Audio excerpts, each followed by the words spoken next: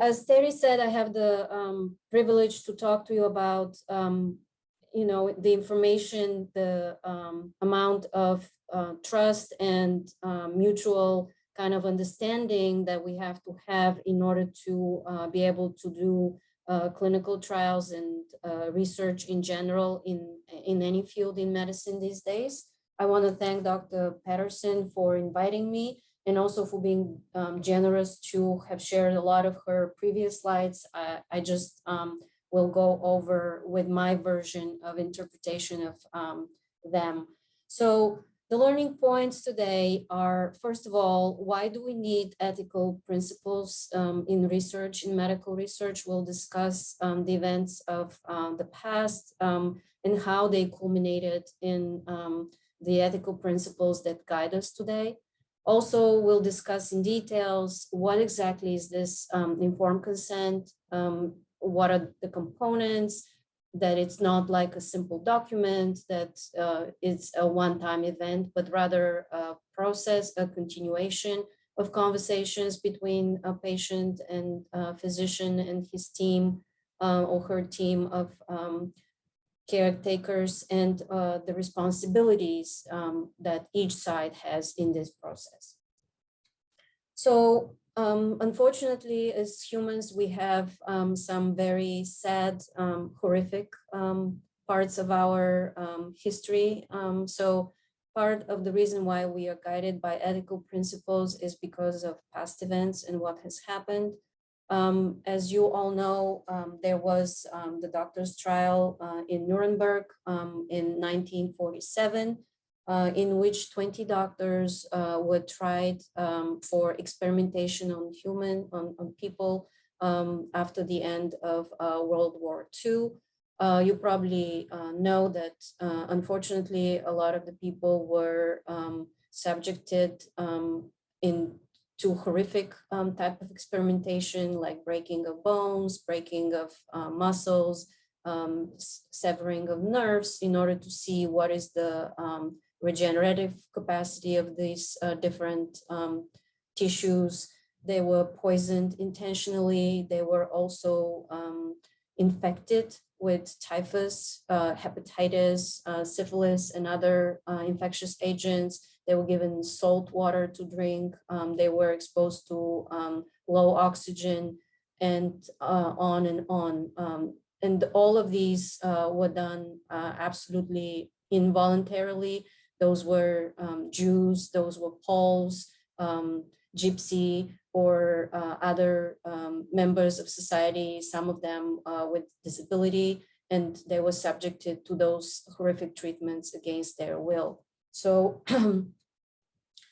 because of these, the doctors were tried, and the synthesis of the trial is that the legislators, the judges, came with 10 points that constitute the Nuremberg Code for the proper conduction of human research. And here on the right of the slide, you'll see the picture of the physician that was Adolf Hitler's personal physician, who was sentenced to death.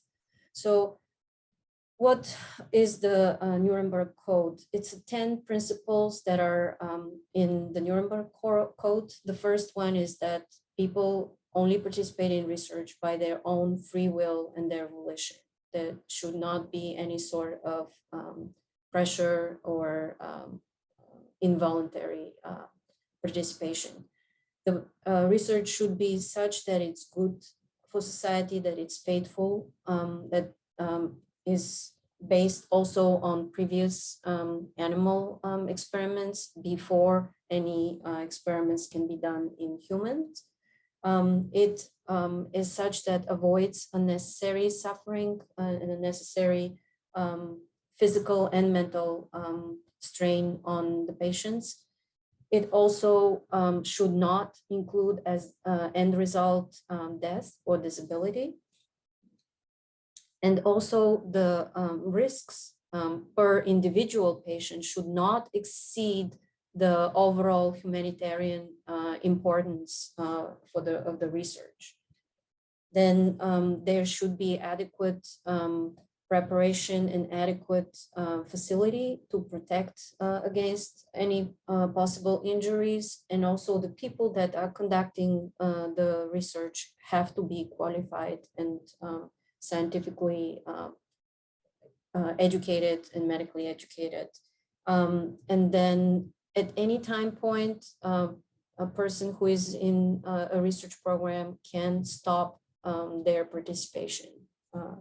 And finally, the investigator himself or herself should be able to terminate participation in a study should they see that this exposes the patient to risk of injury, disability, or death. So those are the 10 principles that underlie the Nuremberg Code. Over the years, people have used this as guiding principles. There's an additional conference that happened in Helsinki, and as a result, there's this Declaration of Helsinki that also underlies a lot of the basis of human research. You would think that over the years we would have learned and would have, done things right after this horrendous experience from the 1947. But unfortunately, sometimes each nation and each continent has to go through their own painful experience. And unfortunately, that's what needed also to happen in the US. In 1932, there was a program initiated that's known as the Tuskegee Experiment program. The goal of the program at the onset was good. People wanted to know more about the natural history of syphilis. And back in 1932, there weren't many good treatments. They decided to concentrate on the city, the town actually of Tuskegee in Alabama, and that's how that experiment name came to be. The population was predominantly poor and untreated African-American men. What they were told is that they will be followed, they will receive free healthcare and also free meals and burial insurance. This seemed quite probably appealing to them, but the big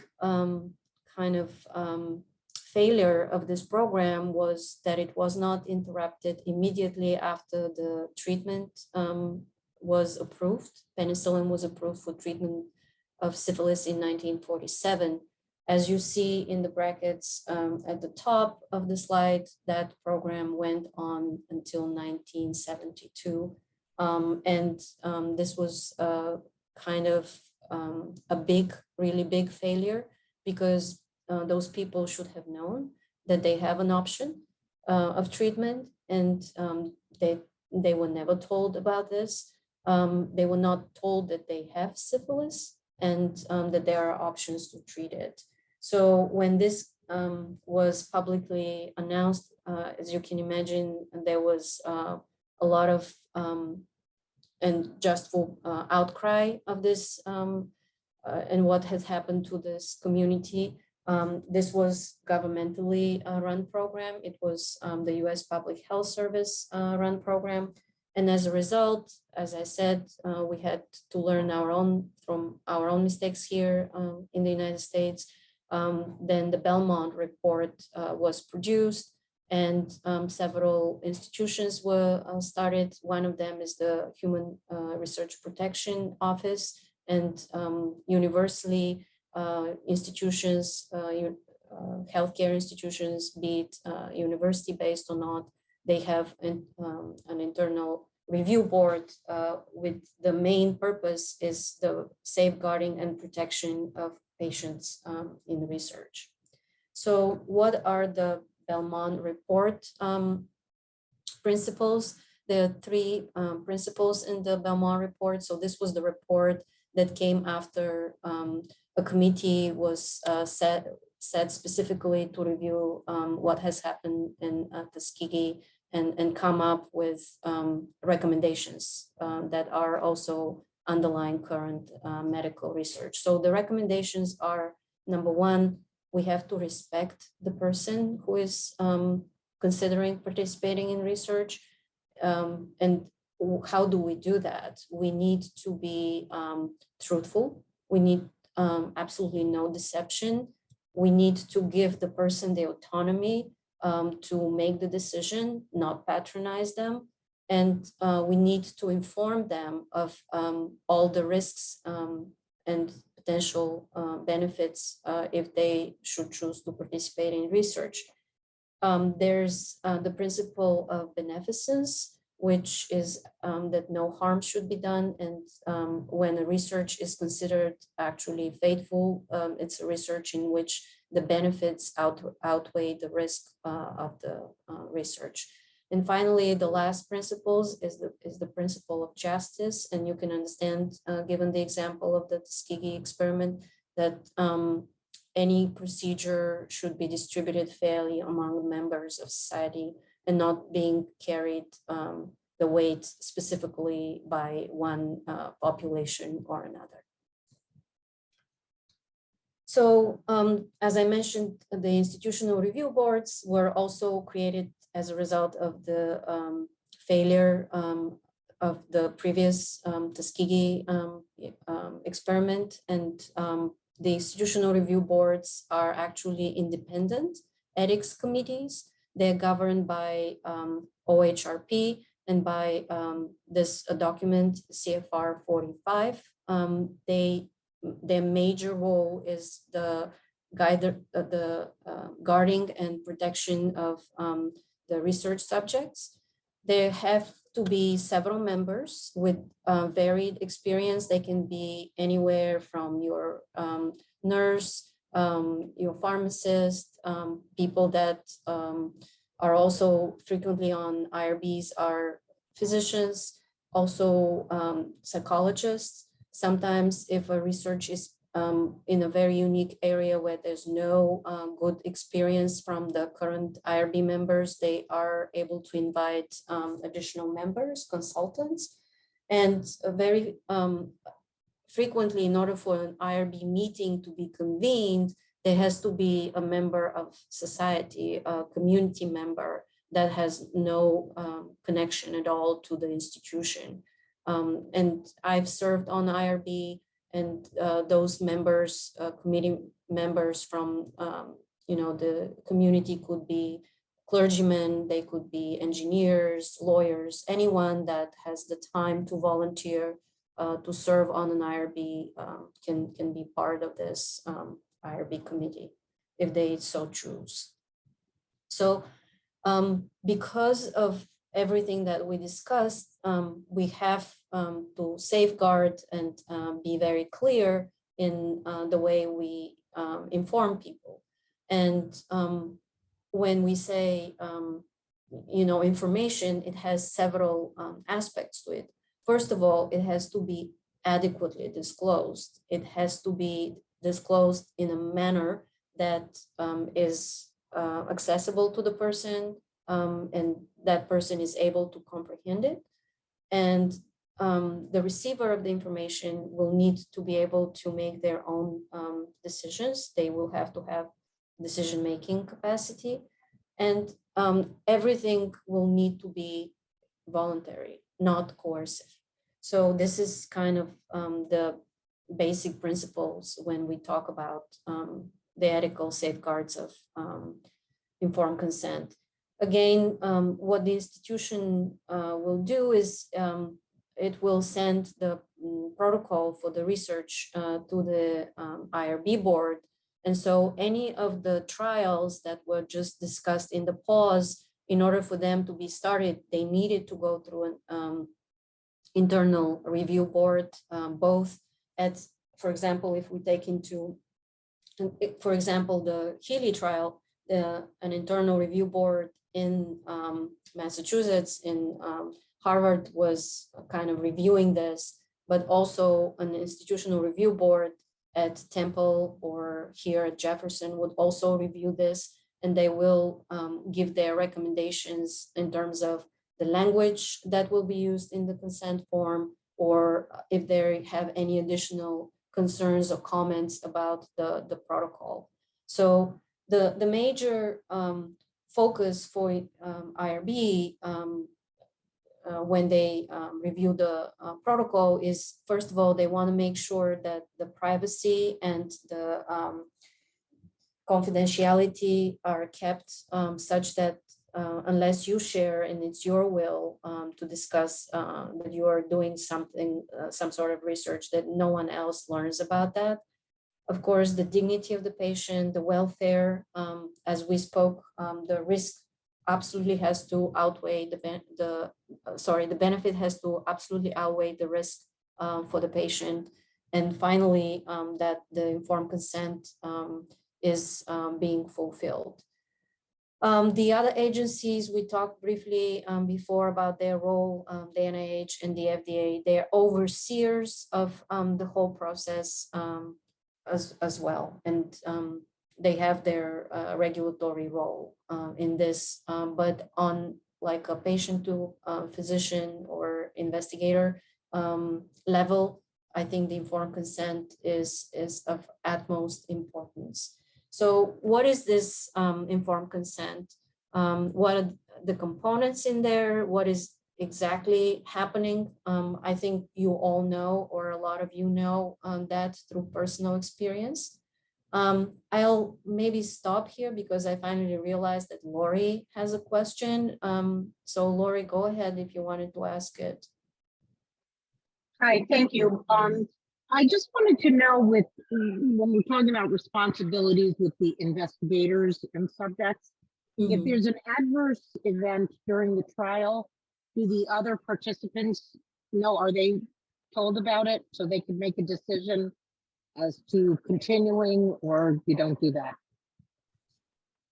It's a very good question. So for example, for the Healy, I can speak from, more my own experience. When, there is some sort of, a significant side effect, I think that there's, first of all, a requirement towards the actual investigator.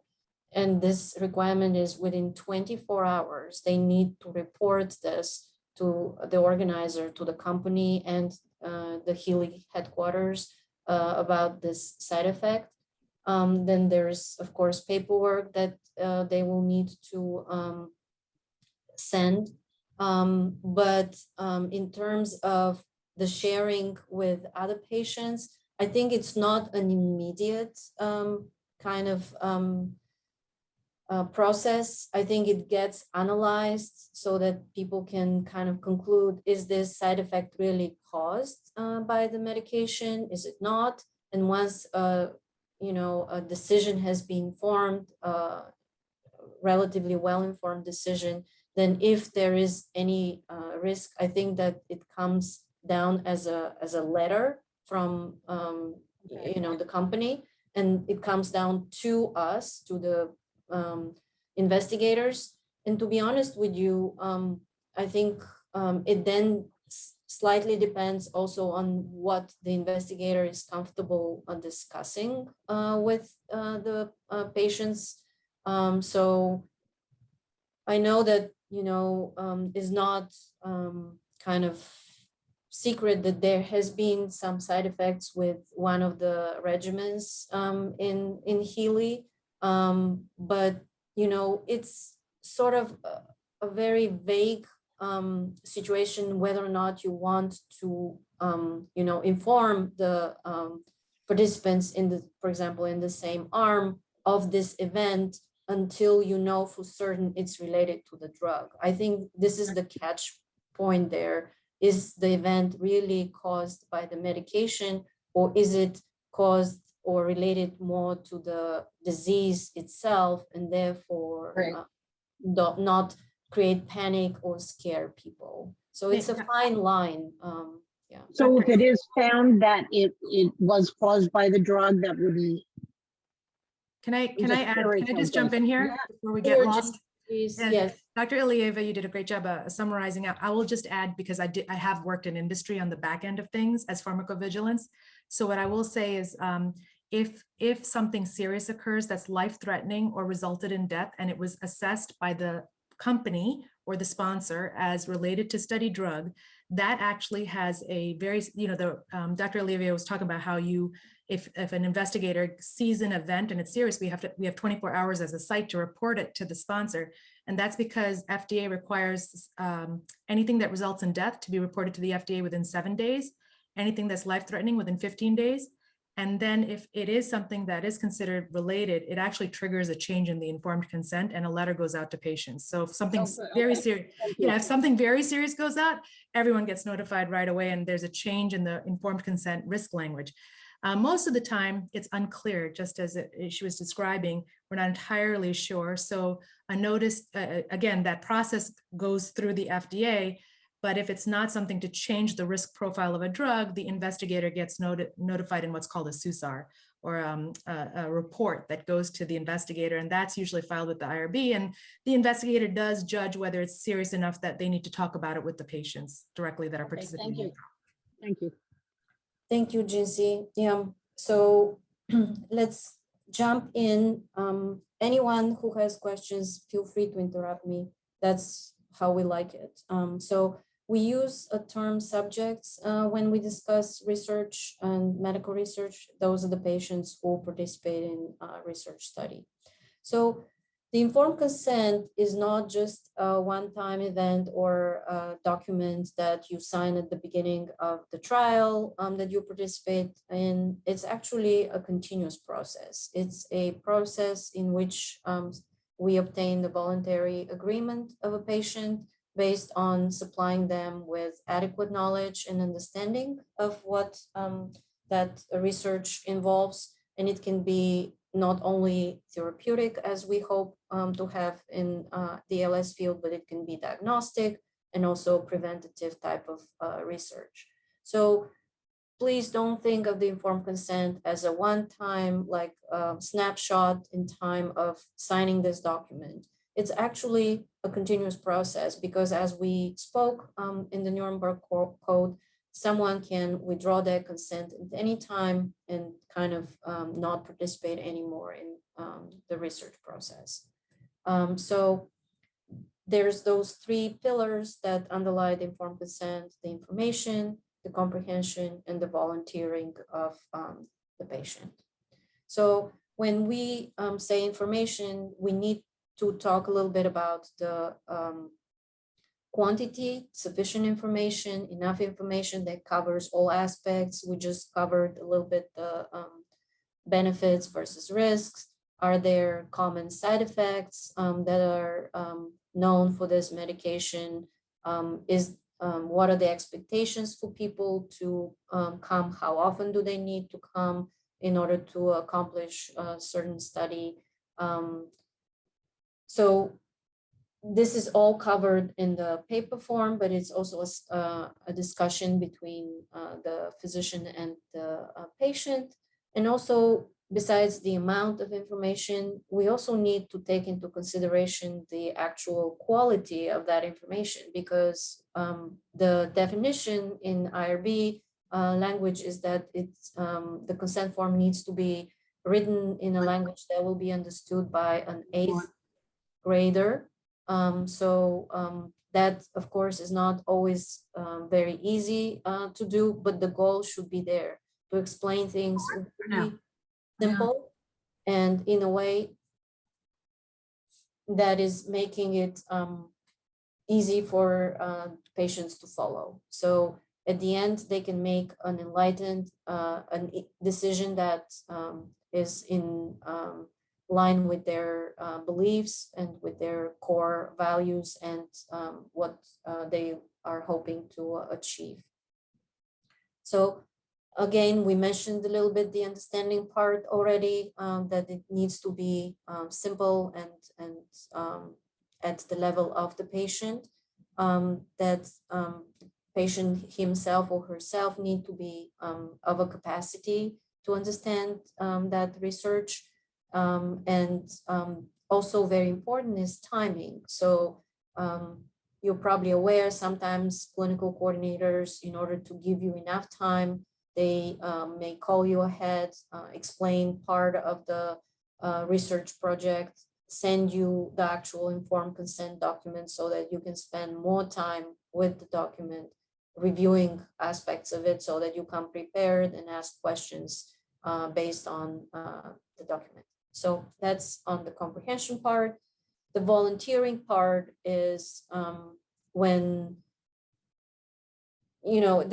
goes beyond, commenting that research has to be voluntary, that there should be no form of coercion and no form of, pressure on someone to participate in research.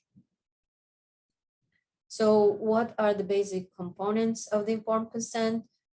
First of all, on any document, informed consent form, you always will see explicitly written that this is research and this is a research study, that this is not standard of care. It would also explain why it's being done, what is the purpose, how many visits are there, and in what time frame between individual visits, and what kind of procedures will be taking part during those visits. What are the potential risks? We talked a little bit about this, but it's very important that people know previously what is the animal data, what is the human data, how common are certain side effects, and that they be listed. What are some rare serious side effects, and that they also be listed. Again, potential benefits. We all hope to find a cure and much better treatment for ALS.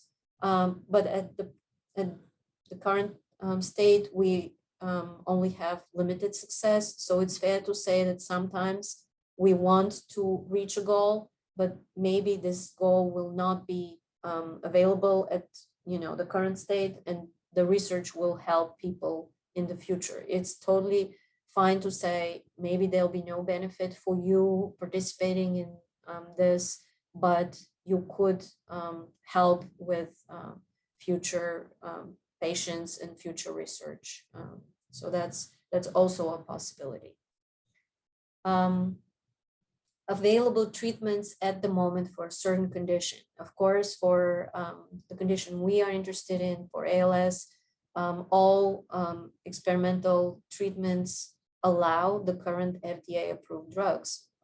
It will be unethical to limit people not to have the current FDA-approved drugs. And they, as you know, are two, riluzole and radicava, and also for their breathing to be supported by a BiPAP or additional ventilator support. There is also a statement that should a trial that's ongoing come into a situation where new information is available, then this new information would also need to be shared with the participants. I think that was the big failure of the study on syphilis, on natural history of syphilis, that they obviously did not do that additional new information sharing with the patients. So, for example, to put it into perspective with where we are, hopefully we come to a situation where Amylyx 0035 comes under FDA approval either in the middle or later part of this year. And then all the trials that are ongoing, clinical trials, that new information will have to be shared, and people will have to decide moving forward what will happen. I mean, will they also start taking Amylyx while they're in the clinical trial? I think this is, the scenario that one can foresee in the future, and hopefully this will be the case. So we also talk about confidentiality and how once someone decides to participate in a trial, they're not anymore used or addressed in the trial with their full information. On the contrary, there's some coding that is specific for a trial, and there are usually just initials, or not initials, sorry, there are numbers that go for the actual patient. Initials are not used. And then that kind of coding is put on all the paperwork per patient. and the data is stored in a way that's secure, and not everyone has access. Only a few people participating actually in the trial has access to the data. Of course, in taking time to participate in clinical trials asks sometimes for compensation for the patients, and that is openly discussed in the informed consent process and in the document. And the reason why this should be openly discussed is because there's, again, the idea that first, it's okay, it's fair to compensate people, but the amount needs to be adequate, so that it's not pushing for someone to participate in a trial just because they will, for example, get X amount of compensation. So when an IRB reviews the form and the protocol, they also pay attention to how much people will be compensated in order to avoid a situation where there's coercion, financial coercion of participating in the trial. Also, contact information.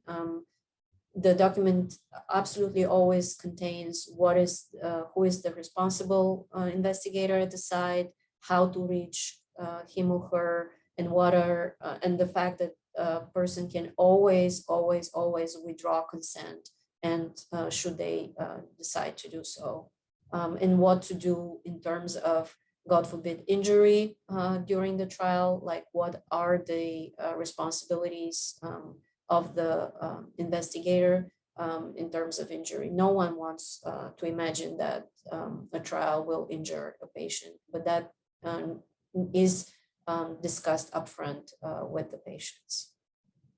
And then to assure the voluntariness, then if someone, of course, is unwilling to participate in research, that patient needs to be assured that they will be taken care of no matter what, because that's their right. They can participate or not participate based on what they decide to do and in what phase of the disease they are, what is many other factors, what is their level of support, etc.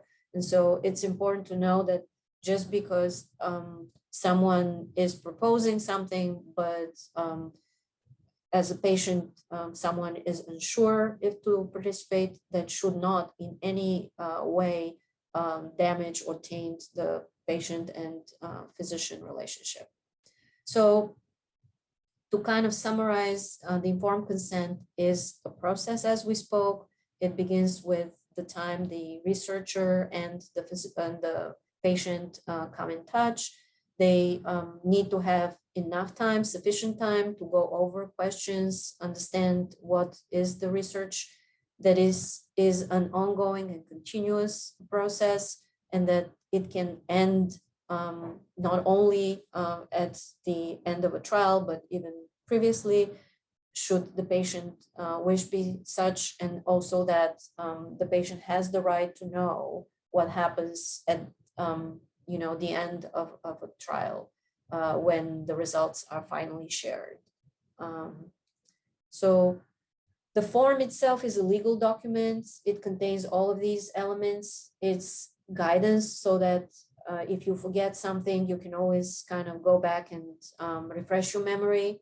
It is documentation that actually proves to the IRB and to the governing bodies that this informed consent process actually took place. When exactly did it take place? It's signed by the physician, both the patient and the physician, and signed copies are given to the participant after that. So we talked about the responsibilities briefly. For me as a investigator, I always worry about the safety of the patients.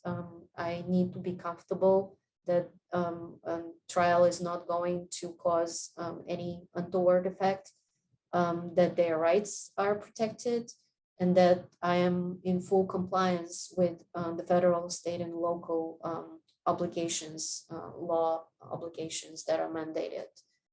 For the patient, what the patient needs to do is to be very clear about what is it that this trial or this suggestion from the investigator is involving. Like, what is it that they want to participate in? What treatment, what does the treatment do exactly? What are the risks associated, not only the potential benefits, what is the ratio between those? Are there any guidelines currently that kind of point that this is a useful direction to try a medicine? And what is the experience of that investigator? Have they done previous research? Have they been involved in clinical trials? Have they been able to gain your trust? Like, have they answered your questions, spend time with you, be available to you should you come up with new questions? So again, clinical research is only possible if patients participate in it. We are in a very unique, working with a very unique patient population because ALS patients are incredibly generous and they are willing to participate in research.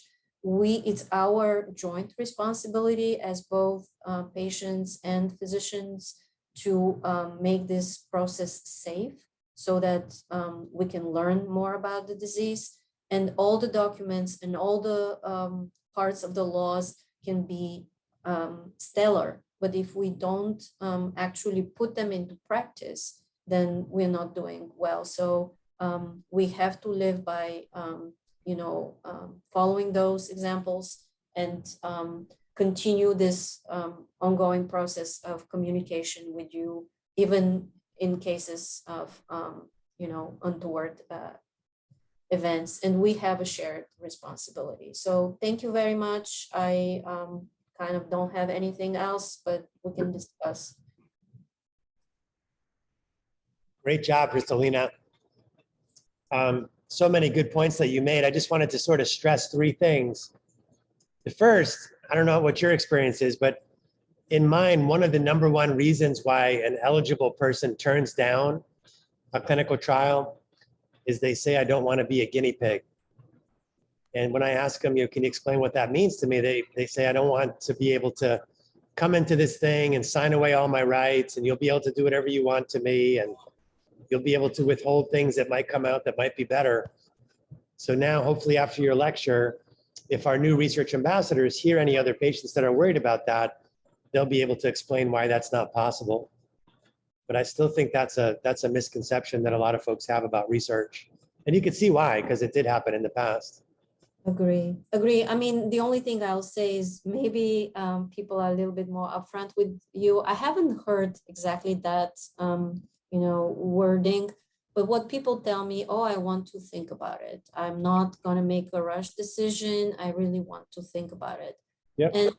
And it's fair. It's totally fair. I think that I understand how some people are concerned. I'll be quite honest with you. In Philadelphia, we have a lot of patients that, are not trusting physicians because of that Tuskegee, background. And when I was also at Hopkins, we also had also similar concepts of people that didn't want to participate in research, even raising the possibility for a genetic study in some patients is a big sort of a scary thing. And some of it is because of misunderstanding, as you pointed out, of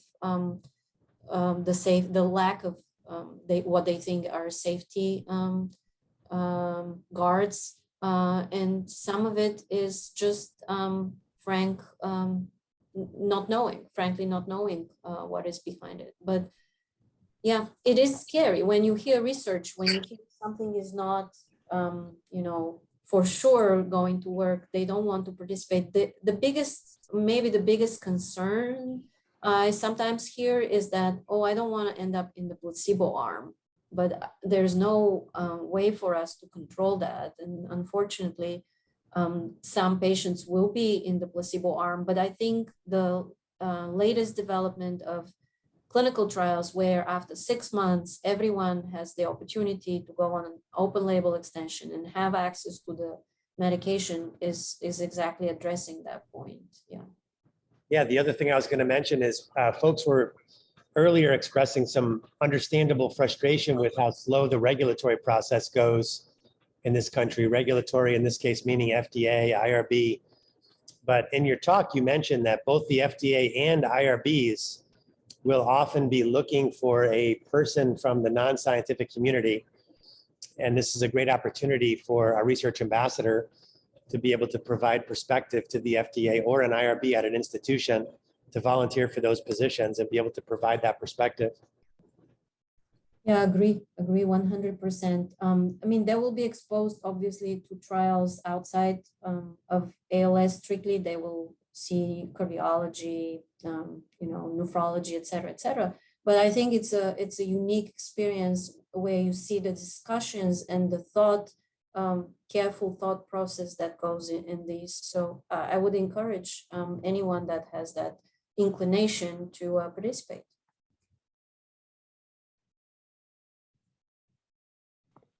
Thanks very much, Hristelina. Were there any other comments? Kevin commented that he screened for 3 trials and really goes to the point of the small group exercise we skipped, which his experience was that the PIs were really honest with him about the risks. Each time he asked, what would you do if you were me? Everybody was truthful. And so that's one experience. And throughout the course of this course, I encourage you to share your experiences. Are there any other comments before Dr. Ostro tells us a little bit about ALS biology and what we should target? Oh, okay, Matt. Matt says, there's a lot of exciting work happening on the data side. I work with a group that is trying to make external control arms easier to create. In other words, a mock placebo based on natural history in order to ensure everyone gets access to the drug. And instead, we use real world data to set up control groups. I'll comment, Matt, that also there are prediction paradigms, and people are also sort of trying to understand if you can use a prediction paradigm as sort of a control for a clinical trial, so that you take your treated group and predict how they should come out, or what should happen to them, and then you see what does happen to them on the drug. And that's what a prediction paradigm would do as an alternative to a natural history, what we call using propensity matching to create a mock placebo group. So several different strategies that have to be validated before we use them.